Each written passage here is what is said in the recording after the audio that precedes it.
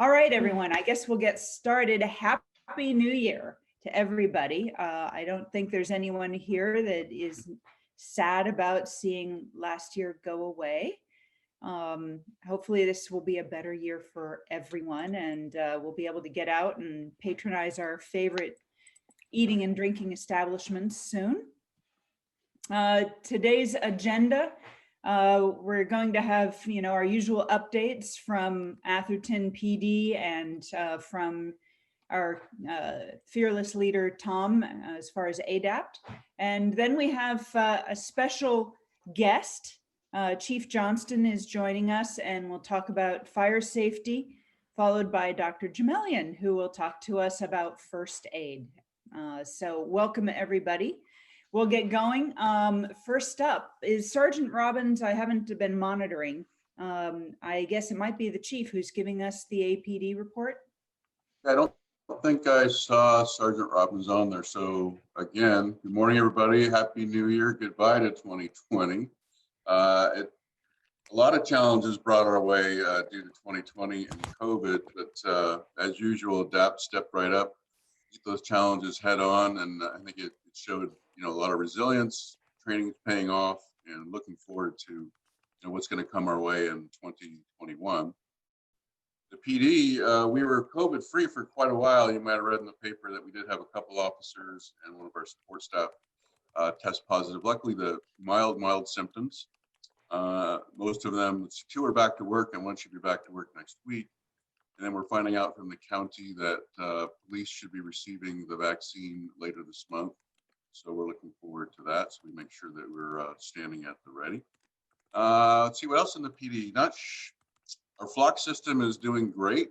We've already had 1 arrest from our flock system and identified a burglary suspect. So that program is going very well. That's going to pay off big dividends down the road for us.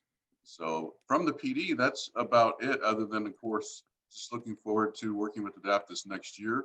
Really looking forward that I can bring donuts to everybody and we can get back meeting in person and doing our training.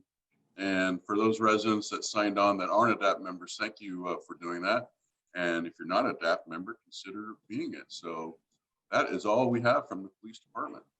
Chief, would you mention that you are working on the DSW? Yes, we are working on the disaster service worker designation. That is a goal that we have for this year. I'm continuing to work with our town attorney and our city manager on moving forward on that. Very good. Fantastic. Thank you, Chief. One question, I'm guessing that this New Year's Eve was maybe a little less active for you since most people have nowhere to go, or was it as busy a time as it can be? It was pretty quiet along the peninsula. I think you always have, and you're always going to have, unfortunately, your DUI collisions. I believe that we had 1 DUI arrest, but no, other than that, it's been one thing about COVID and people being home. It's been quieter overall. Mm-hmm. Well, that's good news. All right, thank you, Chief. Yeah, everybody have a good morning. I'm going to step off. All right, Happy New Year. Thank you. Next up, Tom Pressing with the A.D.A.P.T. News. Good morning, everyone. Happy 2021. Thank you for joining us this morning.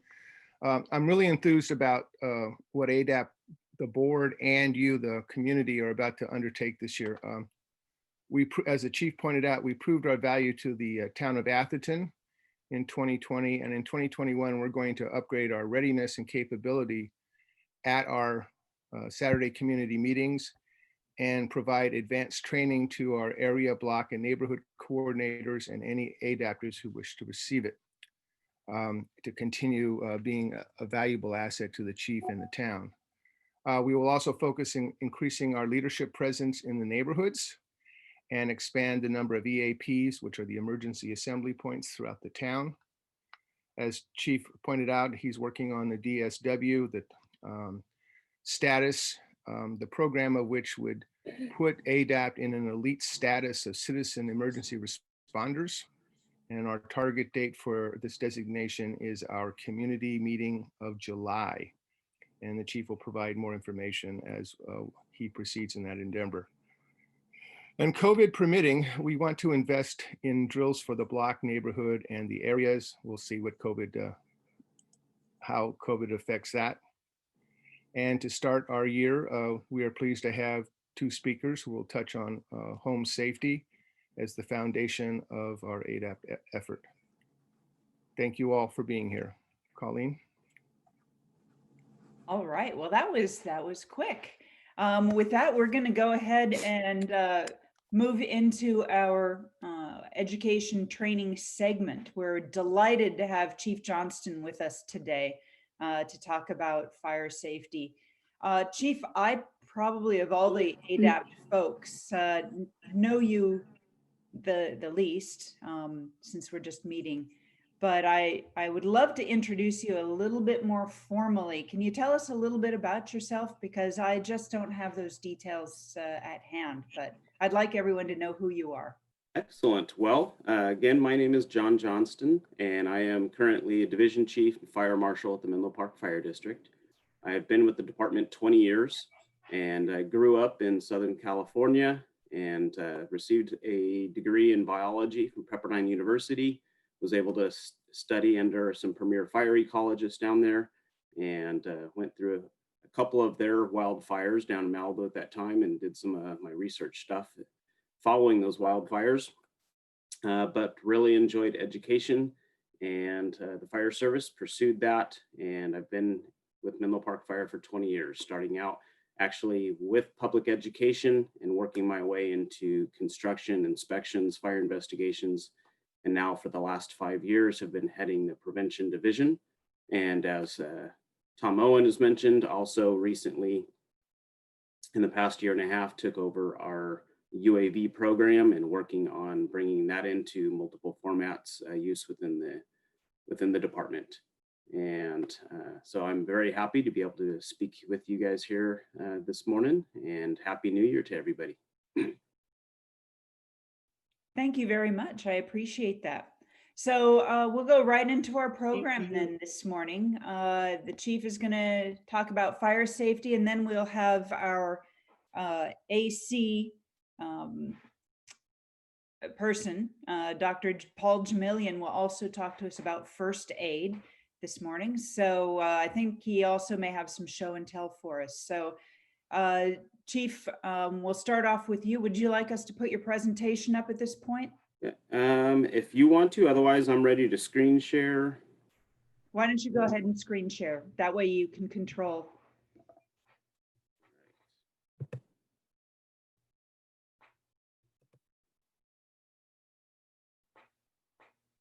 Like we're good. Everybody should. Looks good. There we go. And just Excellent. a reminder for everyone, please put in the chat your email address if you want this presentation and this recording after the call. It'll also be posted on our website. But start your questions and get them ready because we'll do Q&A at the end. Excellent. So I do have quite a few slides. Some of them, just so you're aware, are a lot of text. I tend to like a lot of action pictures and stuff to go to describe, but this was a bit of material, but this is very basic and simple aspects of fire safety, different ways to be prepared within the community. I am making the assumption, though, that most people here have already received a bit of basic training and safety aspects. However, I will be going over a number of these items. And then if anybody has questions, I'm definitely open to have some clarification if I happen to breeze over some items. So we will get starting from there. Of course, as we are very well aware with 2020, that we need to be prepared. And sometimes it's for things that we never thought could have imagined. And so preparedness is a key aspect that can be available for any item. So the first thing that we really look at is good housekeeping. And so just being aware of what are our exits. We always want to make sure that we can get out. Having fire extinguishers that would be available if we need to tackle any type of a minor fire so that it can be mitigated quickly. Having an assembly area, I know that was discussed, whether that's for your own home or for your community. And then bathrooms. We always want to make sure those are clean. We need to make sure that we're tidy on those. So that was thrown in as just a little, humor this morning to make sure good housekeeping, because we always want to keep everybody in good health. And then, of course, welcome to California. A lot of people, talk about moving here from other states. And what do you get prepared for? Here, we're always ready for earthquakes, floods, wildfires, landslides, and after 2020, even the possibility of zombies. So just being aware that, we think that we can be ready for all things, but some things hit us, unexpectedly, but that's okay. Just being prepared mentally is the first thing, and then having the physical aspects ready to back it up is always going to have you ready for any type of an event.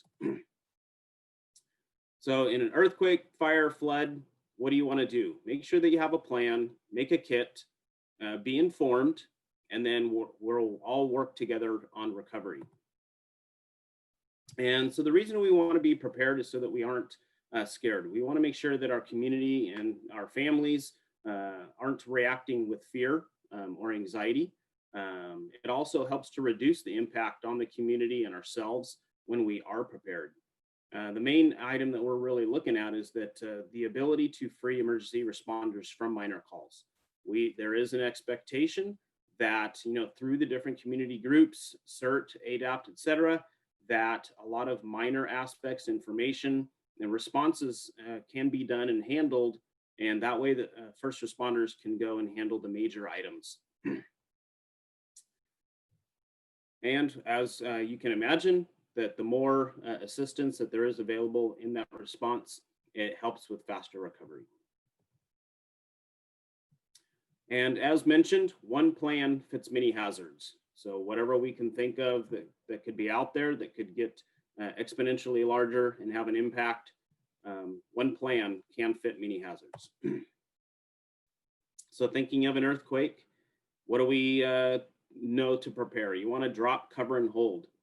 When you can, you want to stay outside so that you are less risk of collapse, things falling on you or others, and move away from buildings, street lights, wires that could fall, and just be aware of the locations of power lines and gas lines, whether it's for your home or your place of business. And for those that are on the coast, for us, we don't have to really worry about tsunami where we are at, but if you happen to be on a coastline or an area that would have signs or an awareness of that, if the earthquake is longer than 20 seconds, you want to make sure that you move to higher ground, inland, or listen for any tsunami hazard warning notifications.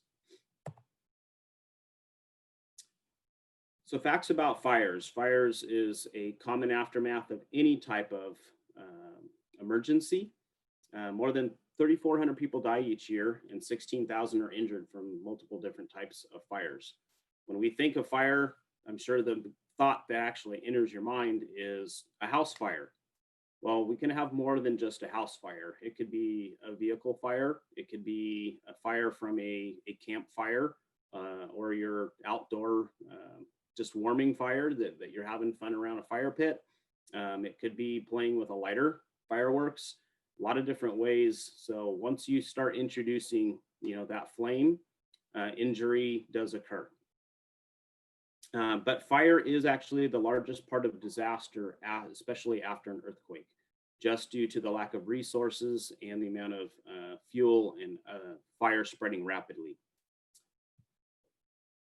And when it does come to house fires or fires in commercial buildings and stuff, asphyxiation is actually the leading cause of the fire deaths. It's actually not the fire and being burnt, but it's actually the toxic gases that follow with it. So just being aware of what are your practices. Safe practices means to not be utilizing flammable liquids indoors. There's no use of refueling your motorcycle or doing mechanics work inside your house. You can keep it in the garage or really outdoors in a nice ventilated area. Storing those items that you have in a proper ventilated shed. No smoking in California. That's actually not much of a worry because there's not a lot of smokers in California, but I think a lot of you realize once you head out of state, that changes. And then clean out cluttered areas. It's amazing how many fires spread easily or started just to, again, the good housekeeping aspects. And it's difficult for us to put them out, or even for others to put them out when there's a large amount of fuel. Discarding materials properly, and then especially ensuring your chimneys are properly insulated and maintained. I would always have them checked after an earthquake, just because cracks can occur, especially the older they are.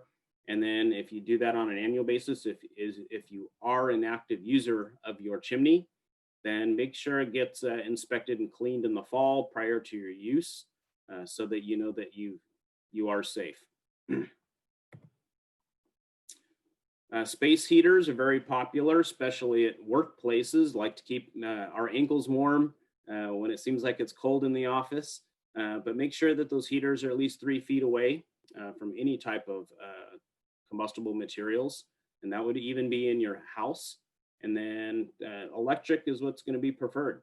Anything else that's going to have a type of a fuel, those should be outdoors. Fireplaces, storing ashes in a metal container, making sure that they're cool. If you put them in a container, cover it with water. So pour water into the ashes till you see it floating on top.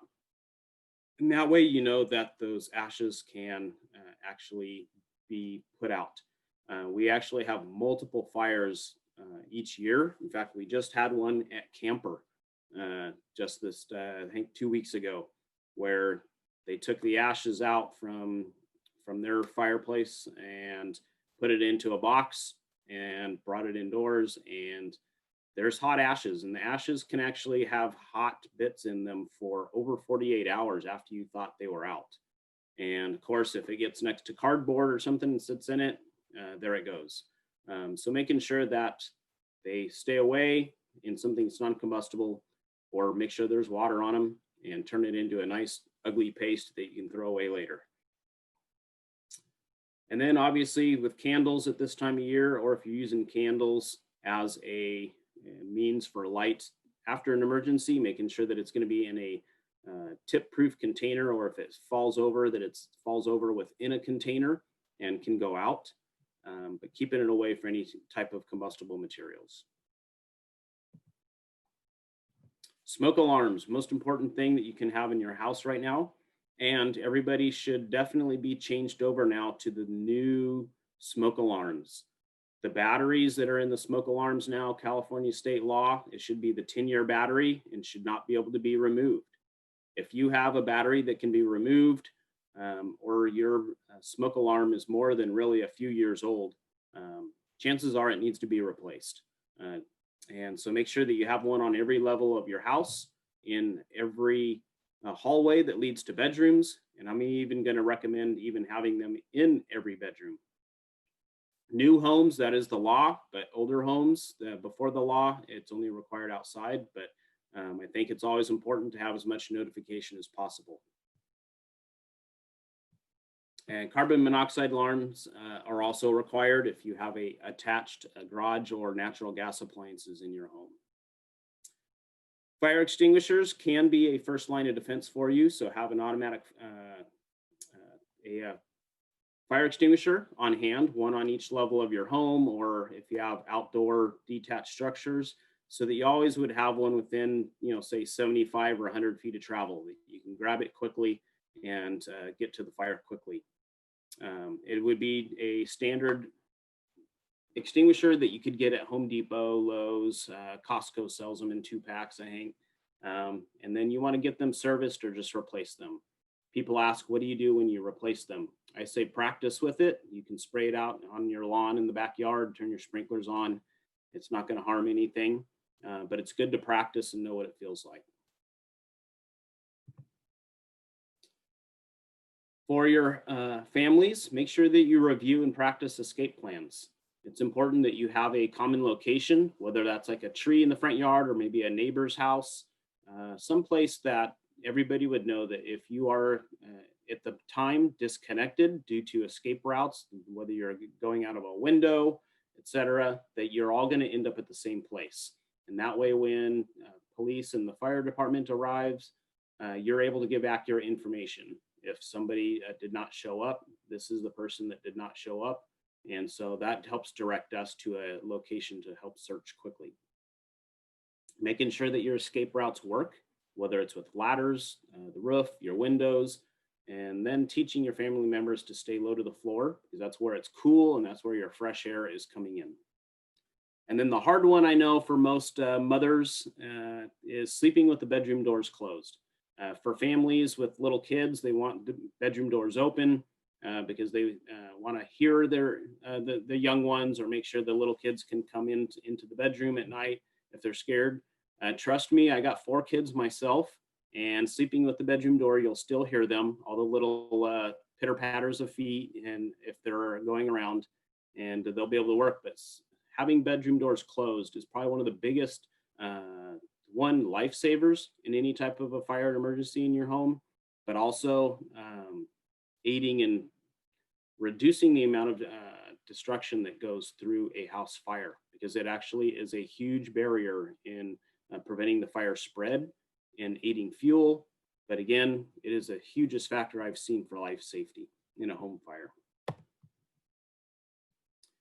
To escape a fire, use the back of your hand when checking a door. Start down low and work your way high, because again, heat goes up high.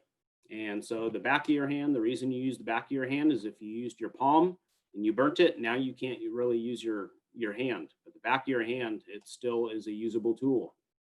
Crawl low under smoke and make sure the doors are closed behind you.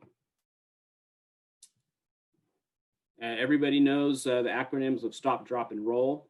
Make sure, especially for young kids, that they are aware that this is for when your clothes catch on fire, not for any type of fire. So make sure that this is a positive thing that is taught. If your clothes catch on fire, stop, drop, and roll. For disasters, make a plan, get a kit, stay informed. Any type of hazard that we want to think of, make sure you gotta have a good communications plan. And then what some people may not realize is a financial plan. Do you have cash on hand that is stored somewhere, or do you have access somewhere else? A communications plan would be a relative that's out of state that everybody can check in with. Because if phone lines communication is down locally, it may still be open to reach out of state, and utilize that as a means to have your family all check in and know the well-being of everybody together. We already covered a lot of the fire hazards you could have around your home. Just be aware of the locations and how you would properly shut them down. So here's an example of natural gas that everybody has. If you do not have one of the automatic shutoffs for an earthquake, know how to manually close them. You'll see the valve that the picture on the right. When the valve is in vertical alignment with the pipe, that means it's open. And then you would just utilize a wrench or a safety wrench that may be handed out and turn that horizontal to the pipe, and it will be closed. Water lines may have various different types of valves, but if you have a water line break, then you want to make sure that you are able to turn those valves closed. What you're seeing here in this picture is what's called a globe valve.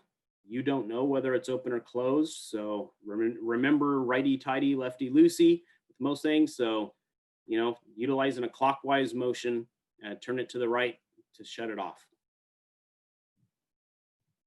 And then electricity, knowing where your electricity comes into your house, knowing how to utilize breakers, or as simple as just unplugging items when it's safe to do so, by shutting off electricity as a source of ignition if there is a gas leak. Here's a sample of having an evacuation plan that you would have with your home and practice with your family. And here's an example of whether it's a business or again your home, of being aware of alternate locations that would be away from the danger, but yet your family would be aware that, hey, this is our priority areas where we will meet together.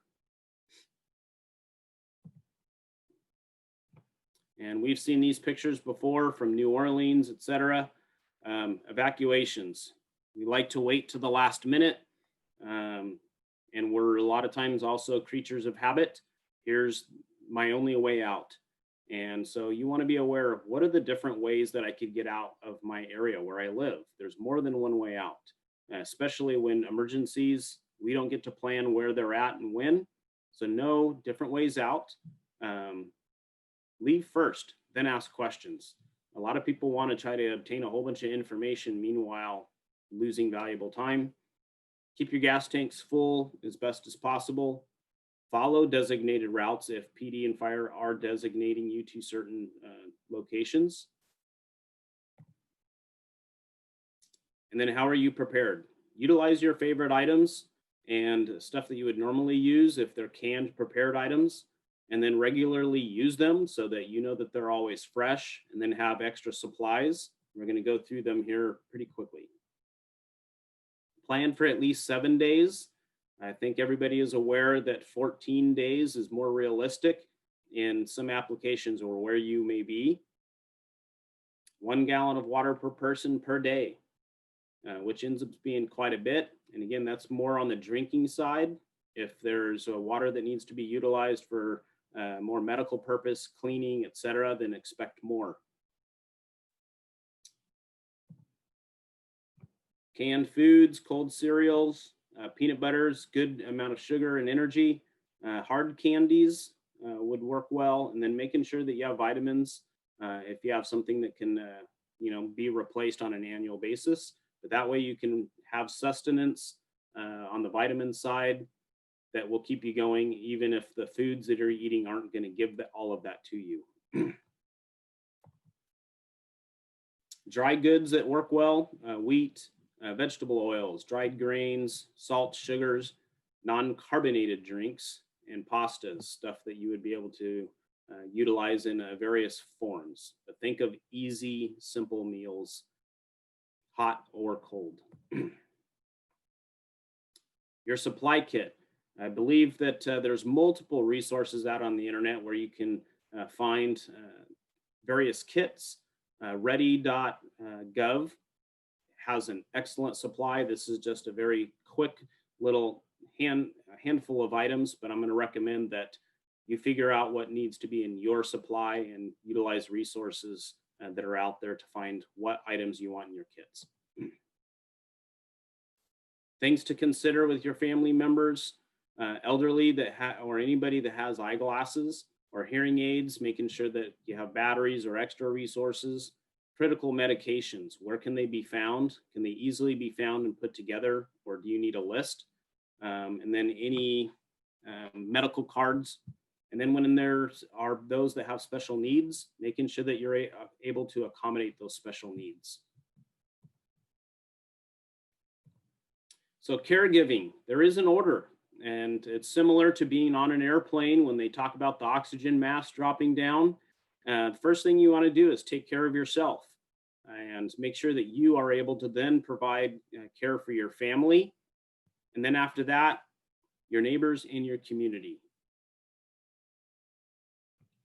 That actually completes my presentation for you. And I know we covered a lot of material, but I'm hoping that it is one that starts the new year off right and gets us prepared. So thank you. Thank you very much, Chief. We already have a couple questions in the chat, but if it's okay with everyone. Oh, go ahead, Jeannie. We're going to do all of them at the end, I think. Oh, is that what you're going to say? Yep, we're both Okay. on the same page there. So please make a note of your questions. If you have a burning question, we want to make sure that Dr. Jemelian has sufficient time for first aid. So Paul, you are up. Let me unmute here. Good morning. I'm going to talk about first aid. And 2020 is not ending for a lot of us, and I think we'll have some semblance of sanity possibly around fall of 2021. So what are my 2020 highlights? Family and children are all doing well. COVID-19 vaccines, we got 2 under EUA authorization and several in the sidelines coming in, so that's very hopeful. And for the real bad days, Chuck's Donuts in Redwood City. So for the first aid kit, we have some basics before we even build a kit, because having the basics allows you to use your first aid kit. I would say the 4 basics that all A.D.A.P.T members and CERT members should have And I do have a handout PDF. Do you want me to share my screen now? Yes, please. Thank you. Okay. Would be having CERT background, and obviously Menlo Park Fire Department has an excellent CERT program, so getting training for CERT is important. Also, another component of the 4 basics would be a CPR class and stop the bleed class. Those are basic skills, and actually last year around March we had a CPR and stop the bleed class planned for 2020, but because of the COVID crisis, that was put on the side. Hopefully one day we can do that. I am certified for teaching stop the bleed class, so maybe in one of our future Zoom meetings we could go over that. And most importantly, which Tom has done an incredible job, including the board, training and exercises, because you could have all these fundamentals, but if you don't train and exercise in every day, your utilization of all the resources or training you have is worthless. So all our exercise we've done through A.D.A.P.T. and Menlo Park in the old days, when we did Silver Dragon, were very important. So when we build an emergency first aid kit, you can buy a lot, and I've looked at a lot of them, and they're basic, basically Band-Aid kits with a little Mercurochrome or something like that. I was thinking if I had a first aid kit that I wanted for myself and my family, but at the same time keeping it very basic, what would be the minimum I would want? Something where I could pack in my car or have available in my house, or if I'm up in the mountains. Obviously, in the kit, you want something that's sturdy. So a Pelican case, the advantage is that it prevents heat and moisture from getting into the kit. And also, if something falls on it, it's still intact, pretty much. And they have Pelican cases that are medium sized, about this size. And they have them in bright colors so you could easily identify them, like in yellow and orange. And in that case, I would have a headlamp, flashlight. A hand flashlight's great, but if you have a headlight, you could use your 2 hands while working on someone or helping out. Batteries, as John mentioned, USB power source for your smart devices, because they'll run out of power pretty quickly. FRS radio, if you want to have one, so that if someone does a runoff, you could at least communicate them in a near area. And then some tools, a knife, a foldable saw. And the saw is not for amputations or anything, obviously. But if you want to make a splint, try carving a broomstick or breaking something with a small knife. It's not going to be that useful. They do sell these small little foldable saws that actually are quite useful for making splints. A mirror is helpful if you have to look at something on yourself or notify someone using sunlight for safety. Duct tape for a splint, magnifying lens for the 50+ crowd here, so you can see what you're actually doing. A lighter, magnifying glasses, a life straw, and a reflective blanket to keep you warm. So when I was thinking of making a kit, what would a doctor want a patient to tell them over the phone if they're not accessible to getting to medical help or a clinic in a disaster? Well, hopefully, obviously, real helpful things for us from our perspective is having a pulse oximeter. They're about $20 on Amazon, a thermometer, a portable blood pressure machine, and get the arm cuff, not the wrist cuff. They're a little more accurate. And a blood pressure machine's like 20 to 30 bucks. You can get an Omron on Amazon too. And then obviously, to be apropos, in our first aid kit, we have pandemic supplies, hand sanitizer, Clorox, isopropyl alcohol, basically rubbing alcohol, N95 mask. Now, having a mask is good. Now, realize if you have an N95 mask, it doesn't mean it's going to protect you any better than a cloth mask, because most people who have N95 masks are fit tested, meaning that that mask is actually fitted to their face to show that it produces an appropriate seal to function as an N95 mask. If you buy one over the counter or a KN95 from China, those are not fitted to your face. So they're probably better than just a cloth mask, but they're not to the appropriate spec of being fitted. You can get eye shields, because you can get COVID through aerosolization and sprays. So having an eye protection, and they also have eye protection with built-in magnifiers for the 50+ crowd, and latex-free gloves.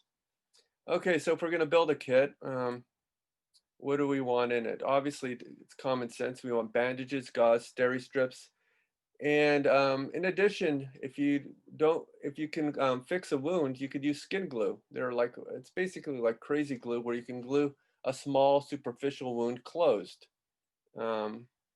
Alcohol supplies would be like the pads, tweezers to pull out foreign bodies, scissors to cut things, and saline for eye wash if you get a foreign body in your eye, or wound irrigation. You could buy all those type of things over the counter in a cold pack. And then here, let's look at medications. And obviously, if you're on multiple medications, you have to clear this with your physician to be sure you're not going to have any drug interaction. So basically, this is a suggested list, but obviously, it has to be apropos to what your medical conditions and medications that you take. Aspirin, Advil, Tylenol, Pepto-Bismol for stomach aches, Benadryl if you have bee sting allergies. People who have anaphylaxis should maybe have an EpiPen in their kit. That would be a prescribed device. Sugar tablets, even if you're not diabetic, there are individuals who are type 2 or type 1 diabetics that if they drop their sugar, if you have sugar tablets, you could actually save their lives. For people who have diarrheal illnesses, especially if we have a disaster, electrolyte concentrates such as Pedialyte powder or Gatorade powder would be very beneficial, because you could actually rehydrate someone very efficiently with water and electrolyte powder and avoid ending up in the ER if it's available. Baking soda is good for indigestion, and also you can add it and make a paste out of it and use it for bee stings. Other components in your kit should be some DEET for insects or mosquitoes, Technu if you end up in poison oak. Aloe is great for multiple things such as skin moisturizer, or for burns. Hydrocortisone is great for multiple applications from getting itchy to burns also.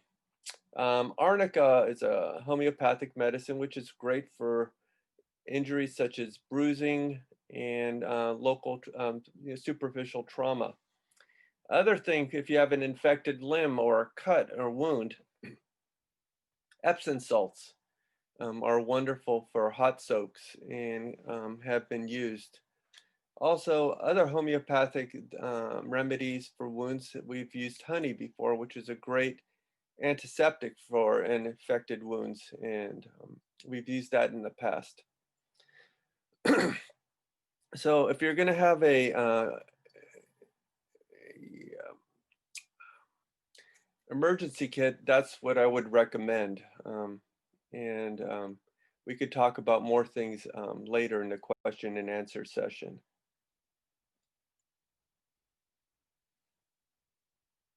All right, thank you very much, Paul. Sorry, I was slower. I'm getting my arm tossed by a big dog.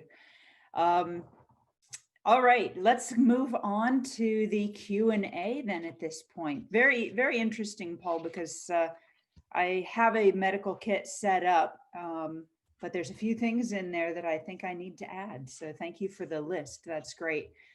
Jeannie, I'm sure, actually, probably Rebecca may already have posted that information on our website for you. We will soon. We're having a fluke, but yes, that'll be posted. There we go. So the first question I have is for the chief. Are there different types of extinguishers? In your talk, you'd mentioned the ABC kind, but some of us may have older ones. What do we need to worry about there, or do we need to worry? So for one, you don't need to worry if you have an extinguisher to utilize. I would utilize it when it's safe to do so. But there are different types of extinguishers, but you're going to find that in a commercial sense. So for the everyday home use, you're going to utilize the ABC extinguisher that we're familiar with. When it comes to age, a couple recommendations for maintenance: turn it upside down about once every 6 months so that the powder that's in it doesn't cake and could possibly clog. And then tap the dial that's on there. Every piece of equipment, no matter what you have, is only as good as the cheapest piece of equipment. That dial's a 5-cent dial, not made in America. And so that dial may not be working properly, and you want to know if it's actually pressurized in the green or maybe it's in the red. But its practice commercially is to get them serviced annually. On the home side, I'm going to say you're actually good for 2 to 5 years with it, as long as you are, kind of keeping it maintained, keep an eye on it. But then I would, if it has a metal top, you can actually recycle in essence and get them reserviced, or just go ahead and purchase a new one. Very good. I appreciate that. Another question that was in the chat that I think you also answered in the chat. If we have a chimney and we're not using it for a fire, does it really need inspection? Do we need to worry about, I don't know, structural issues? What do you recommend? So there's 2 different fireplaces that we're concerned with. One is the brick, old school brick chimneys. So that's typically where we're looking at, yes, get them inspected. If you're utilizing them to see if there's any mortar or anything that may have been released that is allowing heat to get out of that chimney. But also just due to natural settlement, small earthquakes that we may not even feel, you always want to keep an eye on those, just because there is the danger of collapse of the unreinforced masonry. Newer chimneys, I would say you only really need to get those inspected if you plan on using them. They typically are going to have a metal flue, and but the same thing, anything wears and tears with age. But on those, I would say you only need to get them inspected if you plan on utilizing them. Very good. Thank you. I don't see any other questions in the chat. I have a quick question. What about fire blankets, those things that you see online that you can keep near your stovetop to like wrap around something to put out a fire? What sort of things like that are gimmicks, and what would you recommend are actually effective to have in a home? So for fires? Yeah, so a fire blanket obviously it's made for multiple purposes, and it's going to be made to a little bit higher quality. The biggest thing that you're going to be looking for is, if you want something like that for yourself in the house, make sure it's something that's made out of cotton and it's not synthetic fibers. Synthetics have a lower melting temperature and could end up not really helping. But if you just had a 100% cotton towel or a 100% cotton blanket, that right there is going to be good enough, in my opinion, to be able to accomplish the same goal that you would have in your house, to wrap or cover somebody, and it's going to provide quick protection. And then again, once that occurs, you want to stop, drop, and roll. If somebody has a close or there's a person fire, then stop, drop, and roll. You want to cover them, and then you're going to stop, drop, and roll with that person, especially if it's a little kid and may have some difficulty. Stop, drop, and roll with the person that's experiencing that. And then you want to start proper cooling of the burns. So you can actually leave that 100% cotton blanket on them and just pour water, cool water, not don't use ice or some of those other things that people talk about. It's just cool water constantly. And then that way that cotton blanket can actually aid in keeping that coolness on the burns. But I'm not sure if the doctor may coincide with that or not, but if so, great. All right, we got a thumbs up. So.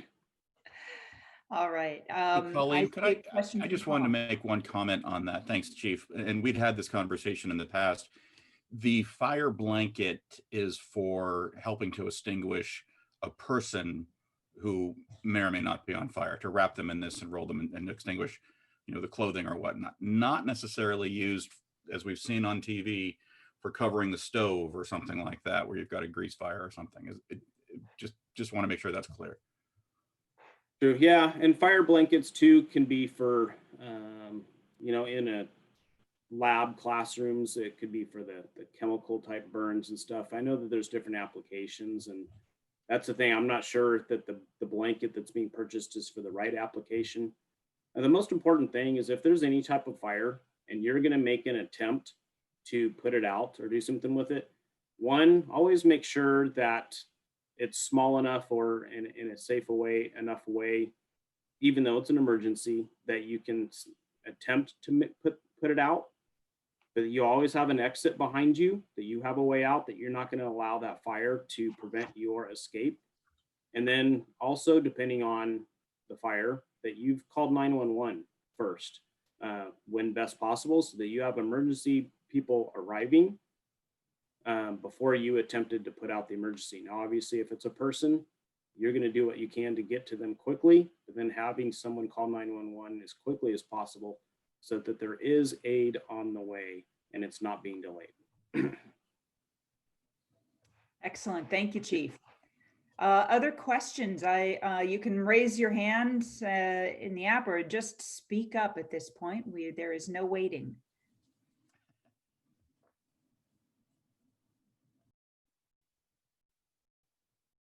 Paul, I have a question for you, if you don't mind. I look at a lot of the stuff in my little medical kit, and it surprised me to find that things like gauze seem to have expiration dates. That seems a little ridiculous to me. I don't know whether that's a marketing ploy or whether that's something I really should be concerned about. What in the medical kit might expire? Obviously drugs, but what else should I be worried about? Well, if there are items that are not sterilized, I don't think there is an expiration date as long as they don't get light or moisture affecting those items. If they're sterilized components, they're guaranteeing sterilization is usually by an expiration date, like you have expiration date for milk. So possibly those type of items, if they are sterile, should be changed out based on their date. But I'm sure, you know, on the expiration date, they're still viable for a year or two after that. So I would not worry too much about it. Okay, that's good to know. We have another question in this chat. This one looks like it's for the chief. Do you recommend the Easy Fire Spray? I don't know what that is. Tell us about Easy Fire Spray. Yeah, so I just responded with a quick comment. I'm not sure what that is either, so I will have to do some research and see what it is. I know there's a lot of products out there, kind of same thing people say. There's a kitchen fire extinguisher that a lot of them will sell. It's very tiny. My recommendation is it's the 5-pound ABC fire extinguisher. It's the same one that you see hanging in any of your grocery stores or in your office buildings. Get that larger one. That's the minimum size. And the reason being, all the ones that are of a smaller size, they're so limited and the fire would need to be so small and you'd have to be so accurate with them to put it out, that I just really recommend having that larger size. So that way you can be anxious, just aiming at it, and you have really good chances of being able to put out your small trash can sized fire, and you're going to be adequate, covered, and good to go. Excellent. Thank you. A question for Paul. Yeah. What are some of the common first aid, quote unquote, emergencies that you know of or have heard about that happen at home, not during a disaster, but just like throughout the year, that people could be better prepared for, whether it's like, I don't know, a big chopping of a finger or anything like that people can be more aware of and try to prevent? Well, those are good questions. A lot of common ones are lacerations, especially when people cut their bagels. They get a little bit of their finger in the bagel. So lacerations are very common. Another big item I hear a lot, especially with male patients, is climbing on ladders or stools and falling and getting a traumatic brain injury. That's a no-no. That's extremely common, and either we see them in a clinic or actually in the ER. Other type of things would be mild trauma, such as getting splinters or cuts. And let's see what other type of things I hear about. Those are pretty much the basic ones. Medications, knowing to be sure that you haven't double taken your medication if you have high blood pressure or cholesterol. So having pill counters or weekly sorters are always important because, you know, you get really busy. Sometimes you might forget you took something. So those are common home injuries, but mostly the ones we hear about are lacerations, falls, and things like that. Excellent, thank you. Other questions? There's no waiting. We had someone in the chat ask about quick clot. Paul, I'm not sure what the question was around it. Probably is is that effective? I think it's that powder that's in a bag. I think Scott Yeah. Braxton was the one asking about it. Yeah, quick clot is effective. Actually, if we get the stop the bleed class, it will go over that. But yes, quick clot is very helpful. Also being able to identify where the bleed's coming, if it's external limbs versus axillary, which is like your armpits or groins, versus central bleeding. And the use of pressure, packing are two important ways to control bleeding. Tourniquets shouldn't be used unless you're a physician or EMS, or have taken at least stop the bleed class to understand the ramifications of putting a tourniquet on a limb. Worst case scenario, someone's bleeding out on a limb and there's no way you could stop it and you're anticipating putting on a tourniquet. Just realize if you do that, you obviously have to apply the tourniquet tight enough, which will hurt until the bleeding stops. And obviously, do never put the tourniquet on a joint like a knee or an elbow. Put it about an inch or two above the wound and put the time and date when you applied the tourniquet. So when they do end up in the ER, they know how long that limb has been ischemic or not receiving blood. That's a scary prospect. Thank you. Colleen, I have a comment. Yes, sir. With regards to falls, you know, from ladders and stools. So we took down Christmas ornaments and lighting. And so making sure that you have a spotter when you are using a ladder, especially if you're taking down Christmas ornaments. The other thing is because I actually fell down the stairs and was not smart in turning the light on before I entered the garage, even though it was late afternoon. And even though I'm very familiar with the garage, is remembering that turn your light on, especially if you're older like me, so that you make sure you hit the step properly. And because I wasn't paying attention, I didn't have the light on, you know, myself and the turkey when, you know, fortunately the turkey was fine. It went, you know, ass over appetite. So just being extra aware, especially those of us who are over 60, make sure you use lighting, even if it's in daylight, so that you really have sure footing. Great advice. Thank you, Tom. Colleen, this is Robin. May I add something? Please. I put in the chat about that rubber and plastics do expire. And so you want to check ace bandages and things like that have elastic in them. But I wanted to expound on it because if you keep earplugs in your first aid kit, in the past, I had a pair of earplugs that was molded especially for my ear. And after 4 or 5 years, the plastic actually, even though I couldn't tell by feeling it that it was bad, I actually got nauseous after I'd had it in my ear for a while. And we took it out and played with the plastic, and we realized that the plastic had been starting to decompose. So plastics do have a shelf life. Great. Thank you, Robin. I appreciate that. You're right. I hadn't thought about that. Other questions?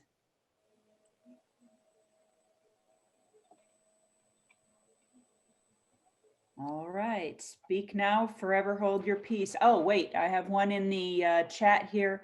Are you aware of Ting? www.tingfire.com for electrical fire safety. I responded in there, I'm not aware of it either, so I'll have to do some research to check validity. All right. That Well, looks actually, like- I've heard of Ting also.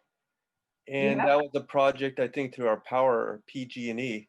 And what Ting is it's a plugin that monitors your power and looks for micro shorts in your electrical circuits in your home. And it has an app to kind of give you an awareness that if one of your electrical devices are going south on you, heads up. I had one of my friends, he was enrolled in a beta project on Ting, and you could actually purchase a Ting unit now for public use. But I don't know much more about it. Wow. Hello? Can you hear me? Yeah, I can I'm copy. Bill Rosenberg. Our State Farm insurance agent sent us one of these Ting units. So I guess State Farm thinks that they're useful. And I plugged it into my, an outlet, and it's sitting there.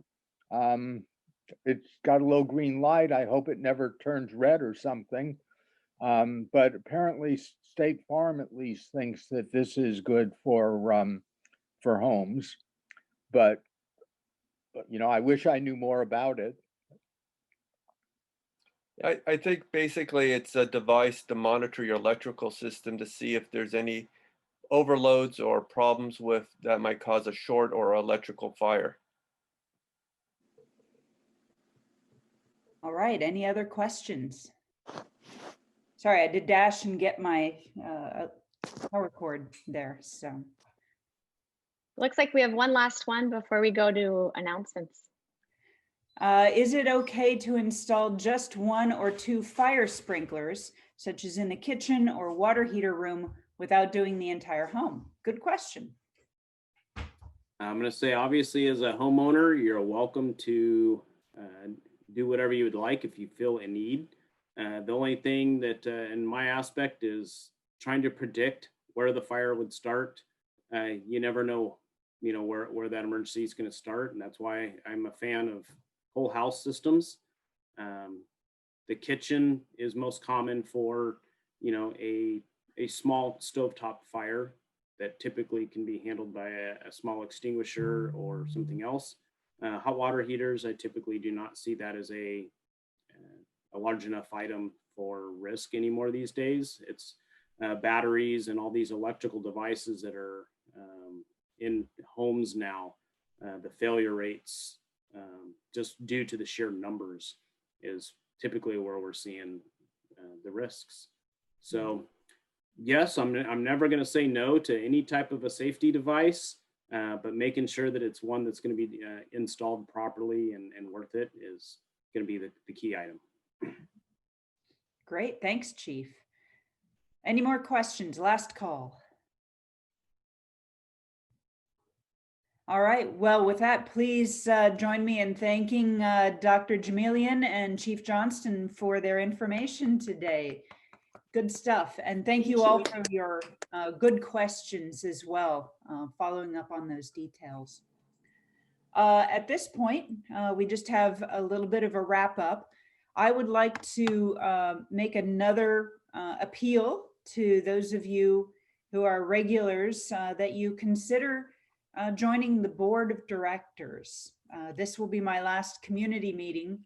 So I am moving to Las Vegas, as some of you know, so I'm out of here. But I really appreciated all of your, I guess, your neighborly concern. And I don't know if I'll have neighbors as good as you all, or as concerned about taking care of each other. So that's something that's really important to me, and I'm loath to leave this behind. So thank you all for that. However, feel free to join the board. It is a great group of people. They care a lot about what they do, and they would love to have you. Colleen, will you still join us on the occasional meeting? I don't know at this point. It's we move in 2 weeks, and we haven't closed on the house yet, but basically we just bought it 2 days ago. So it's going to be a pretty darn quick turn for us, and we got to get out because the house we're in is already owned by someone else now. Oh, wow. So time to go. Congratulations. Thank you very much. So as I mentioned, we're looking for people to join the board, particularly anyone who might be interested in taking over the treasurer role is a big one. And we also could use a secretary to take notes for meetings and make sure that we all remember what was said and what was committed to. So if you'd like to do that, please contact Tom Pressing or actually any member of the board, and we'll give you some information on what type of time commitment is required for these things. We'll miss you. Oh, Thank you, Colleen, for everything you've done. Thank you very much, Judy. I appreciate it. Thank you. And good luck in your new year. Thank you. All right, at this point then, I'll go ahead and turn it over to Tom Pressing for some final words of wisdom. First of all, Jon Johnston, thank you so very much. I've known you for almost 20 years. I remember way back when you were just starting the service. And I've known your commitment to the community since then. So thank you to take time this Saturday morning to communicate to the Atherton community. We really appreciate it. And to Dr. Paul, thank you as part of our A.D.A.P.T. medical team. We look forward to having you. I think we should do the Stop the Bleed this year too. So we'll be in communication with you about that. To all of you, the last things I'd like to leave with you is that we are going to be doing advanced training with our ACs, our area coordinators and block coordinators. And it is open to those who want to have advanced training. So we're giving the basic training here in the community meetings, even though we're going to update that and upgrade it throughout this year. And hopefully, COVID permitting, we can even have either a neighborhood or an area drill in September. But in lieu of that, we really want to take that next step up. So as Colleen's pointing out, if you want to become part of the board, please do so. More importantly, I believe, is get involved with your block, get a hold of your area coordinators, and let's expand that cadre of amazing Athertonians taking care of themselves, their family, and the community. And as I said, I look forward with our board to really having an outstanding 2021. Thank you all. All right, thank you, everyone. Have a great new year.